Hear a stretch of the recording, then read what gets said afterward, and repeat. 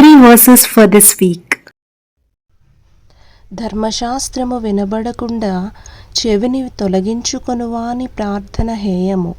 సామెతలు 28వ అధ్యాయము 9వ వచనము. God detests the prayers of a person who ignores the law. Proverbs 28th chapter 9th verse. అతిక్రమములను దాచిపెట్టువాడు వర్ధిల్లడు, వాటిని ఒప్పుకొని విడిచిపెట్టువాడు కనికరము పొందును. సామెతలు 28వ అధ్యాయము 13వ వచనము. People who conceal their sins will not prosper, but if they confess and turn from them, they will receive mercy. Proverbs 28th chapter 13th verse. Have a wonderful week.